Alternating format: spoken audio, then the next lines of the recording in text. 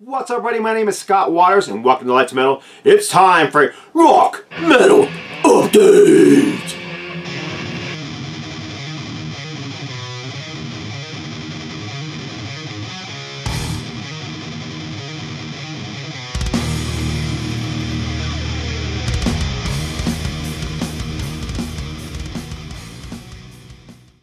What's up, everybody? My name is Scott Waters, and welcome to Lights Metal. Going to do a vinyl update video. Before that, I want to introduce my grandchildren to you. You've seen Bruce before on video, but not for a very long time. Say hi to everybody, Bruce. Hi. And what does your pop call you? Dude. Dude. How do we say goodbye to each other? Let's show everybody how you say goodbye. High five. Noggin. Look at me. Dude. And this is my granddaughter, Callie Ray. And what does your daddy call you? Nugget. They can't hear you. Say louder up there. Nugget. Yep, her daddy calls her Nugget. So anyhow, real quickly before we start the video, we're going to do a soda drink thing. See what we think of this. Frankly, it looks disgusting to me. I did one of these a few videos ago, just in honor of Metal Theologian. I'm going to do it again, only because this has got to be the weirdest looking drink I've ever seen. Pickle soda. So this is Lester's Fixin' Pickle Flavored Soda. Y'all get your fixins. So I pre-opened it because it was not a pop-off top. Does it smell like pickles? Mm-hmm. It does smell like pickles, huh? Does it smell like pickles? Mm-hmm. Okay, so let's try this and see what we think.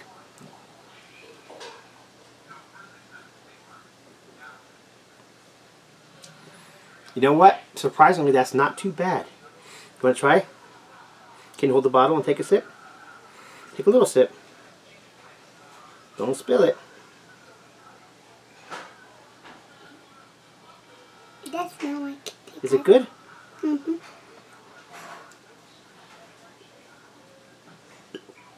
What do you think? Do you like it? Yeah. Yeah, I think it's good. Who would have guessed? It doesn't have a real strong pickle flavor.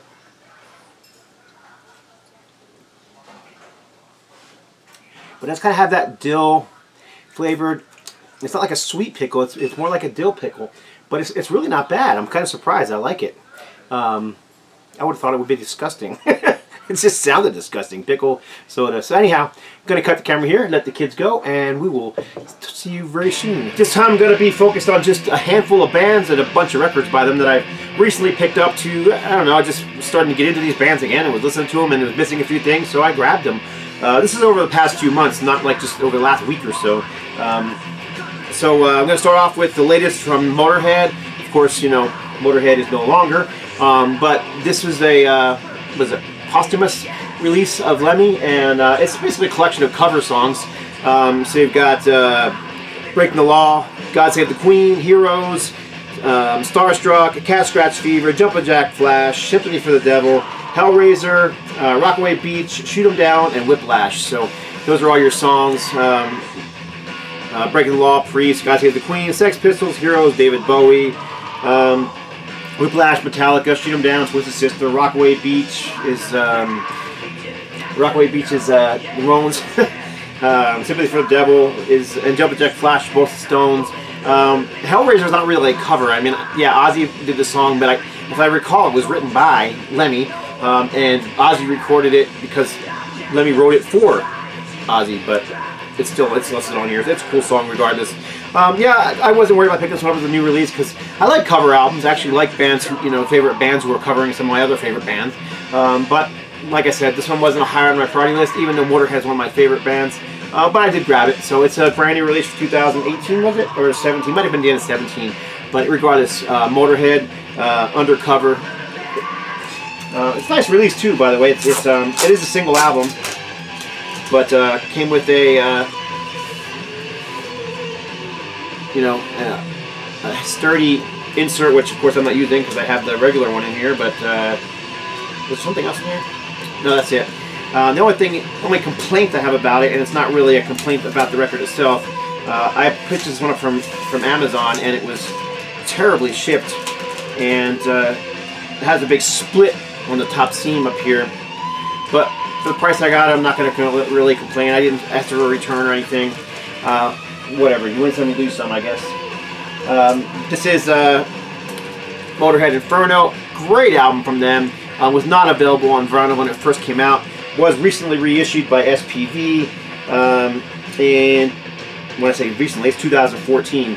Regardless, this is a great album. I love this album.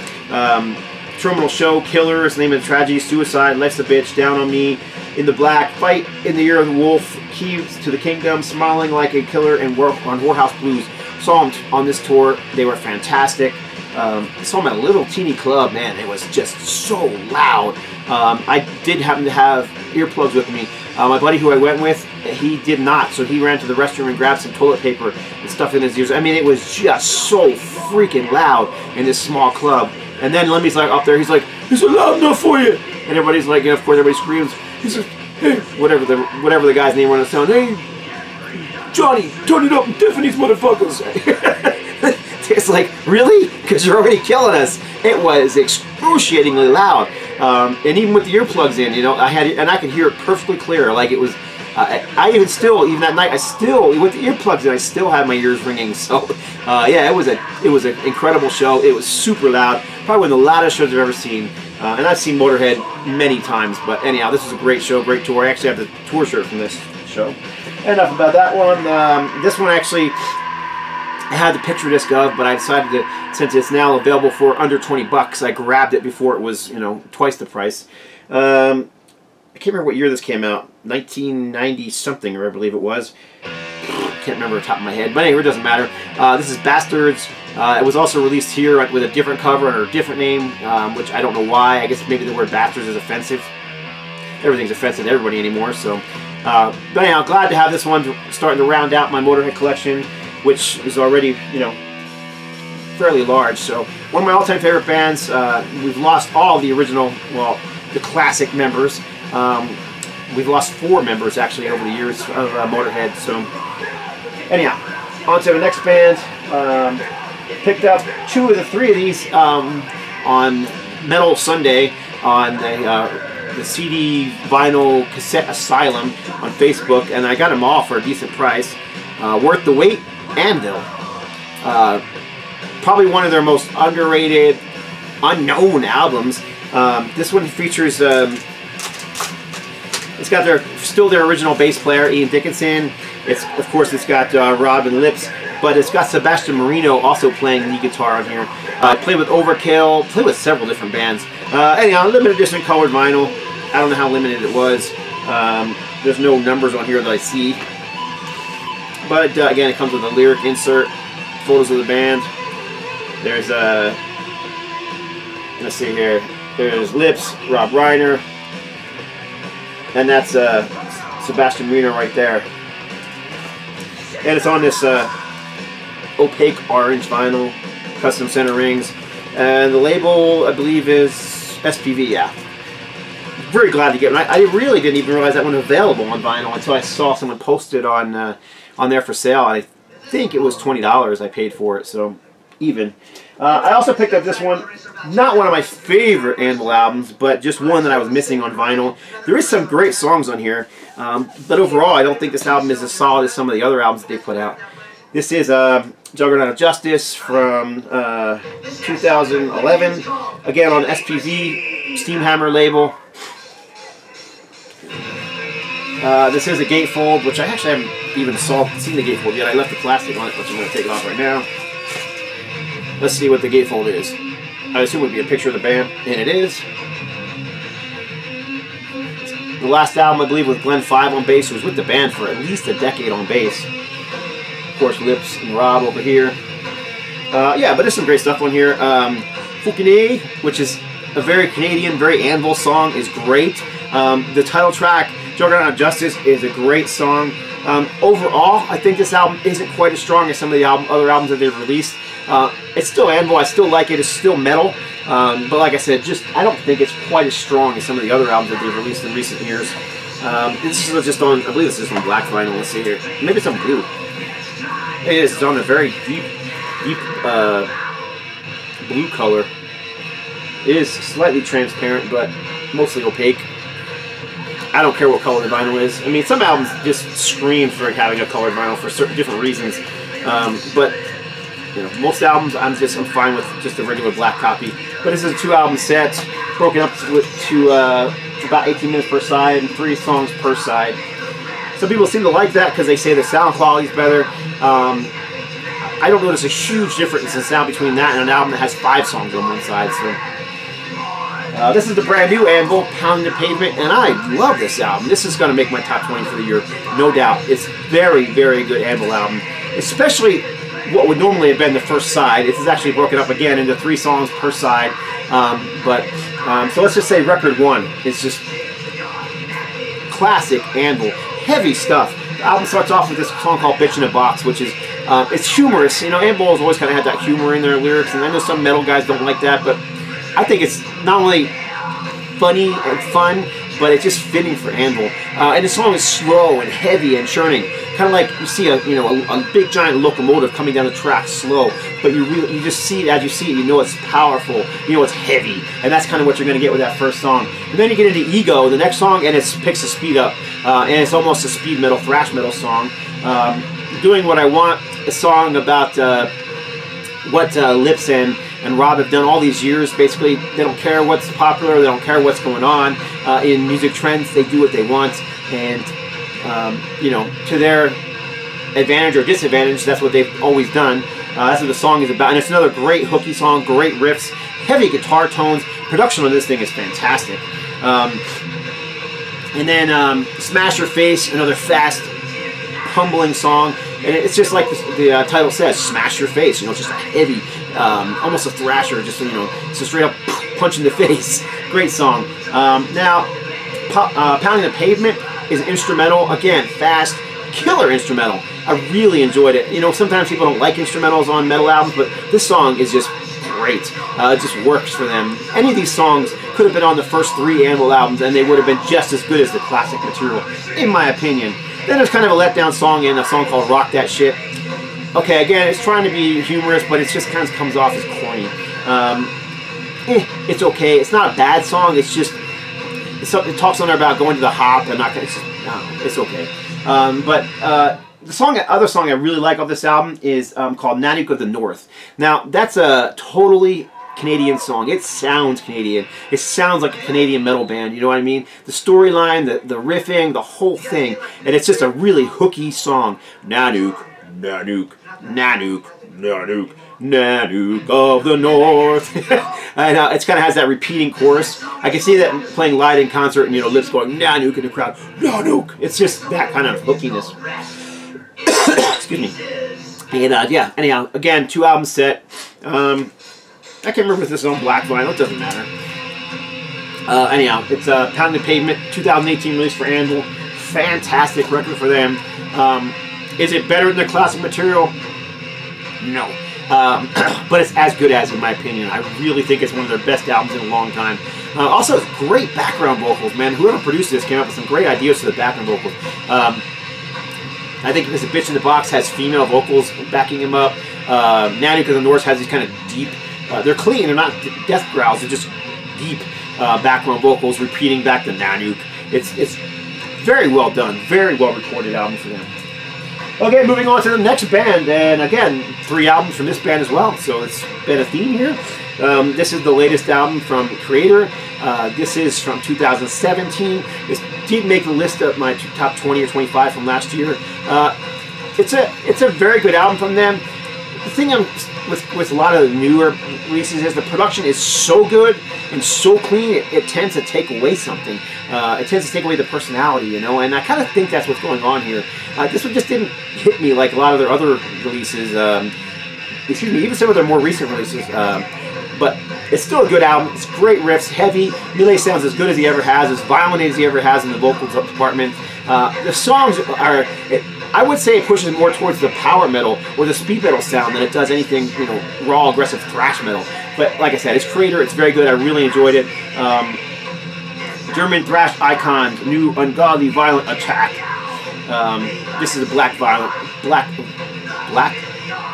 copy. I keep wanting to say violence. It's a black violent copy. Okay. Anyhow, Kreator, Gods of Violence. Again, 2-album set with about 3 songs per side. We get 4 songs on side A, but 3 songs per side basically. Again, great album from Kreator. their best, no, but still a very cool album. This was actually a gift from a friend. This was a record store day only release. This is Hordes of Hail to the Hordes, and it's a 3-song EP picture disc. It was only released on a picture disc as far as I know. Only 1,000 copies pressed worldwide, and it contains Hail to the Hordes, Earth Under the Sword, and Warrior Heart. And if I'm not thinking those songs or any of those songs are on this. Let me think. Let me look real quick. I'm thinking most of the. Let's see here. Of course, Hail to the Hordes is on here, but I'm talking about the other 2 songs, Earth Under the Sword and Warrior Heart. Nope, Warrior Heart's not on here, and Earth Under the Sword.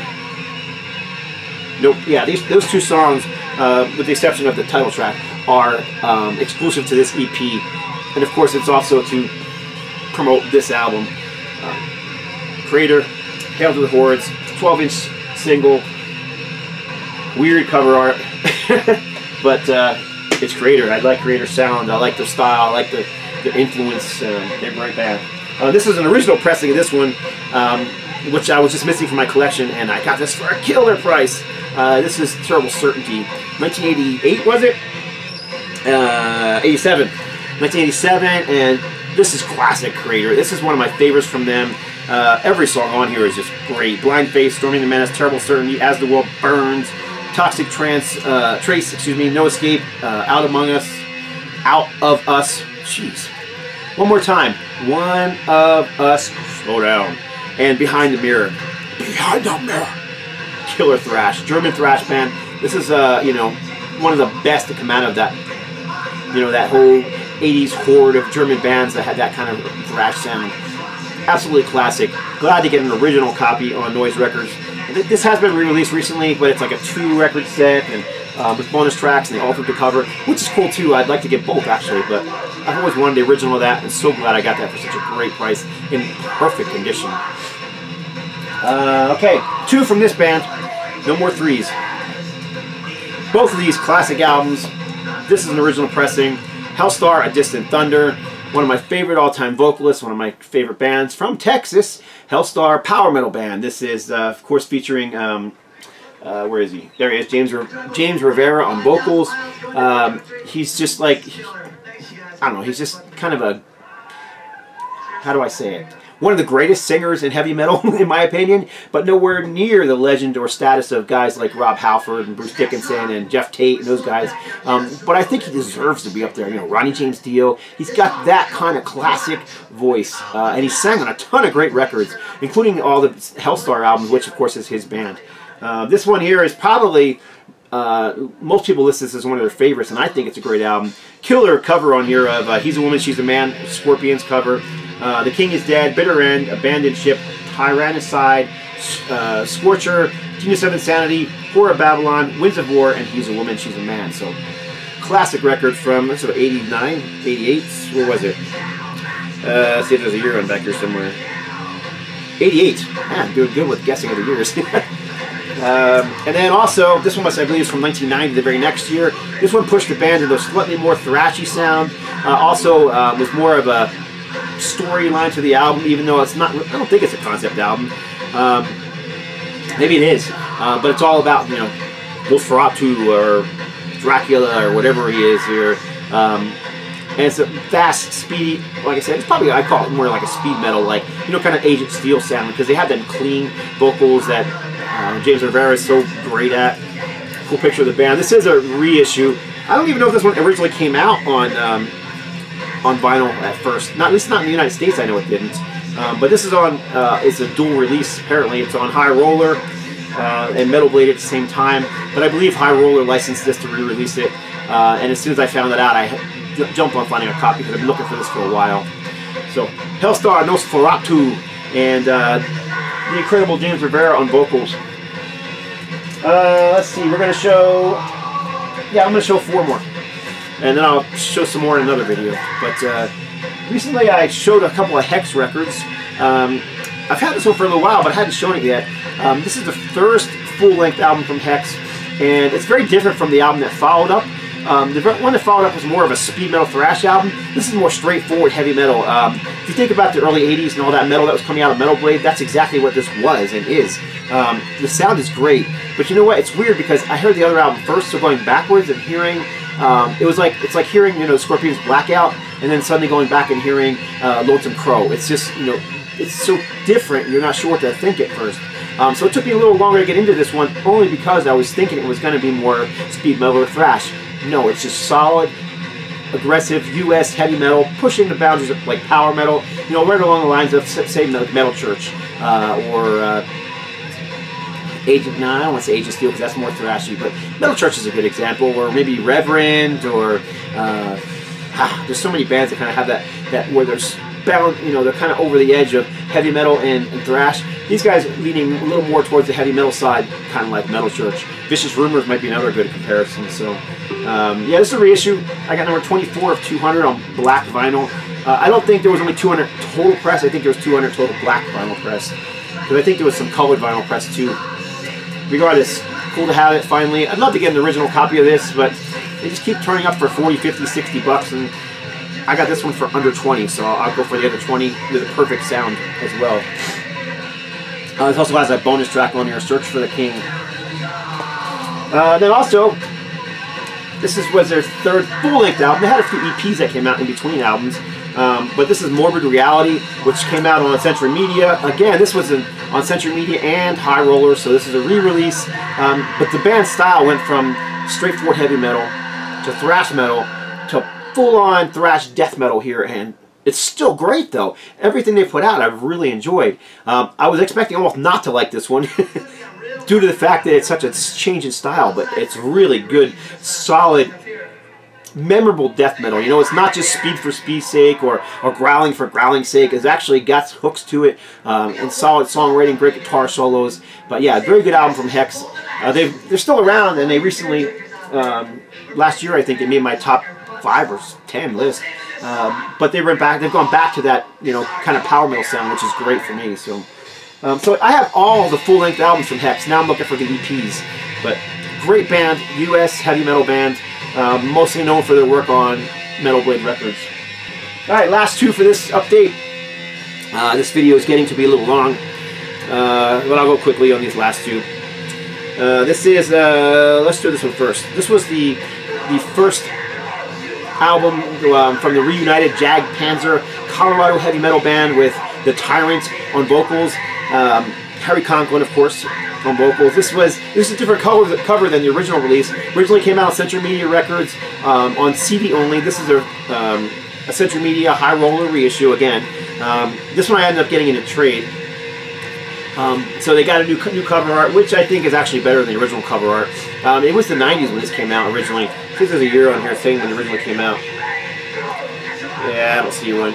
It was the 90s though. I remember it coming out in the 90s, and I liked it. I have it still, the original pressing that I bought on Century Media. It was awesome to hear it on vinyl again. I just hadn't heard it in so long. It was like, you know, it was like running into an old friend you hadn't seen in a long time, you know? It's just that good. It's a very good, solid, straightforward heavy metal album. Some people would call it power metal, whatever. Harry Conklin is a, you know, legend vocalist, and the whole band is just fantastic. So you've got Joey Tafoya and Mark Briotti on guitars, John Tetley on bass, and Rickard, I don't know the drummer's name.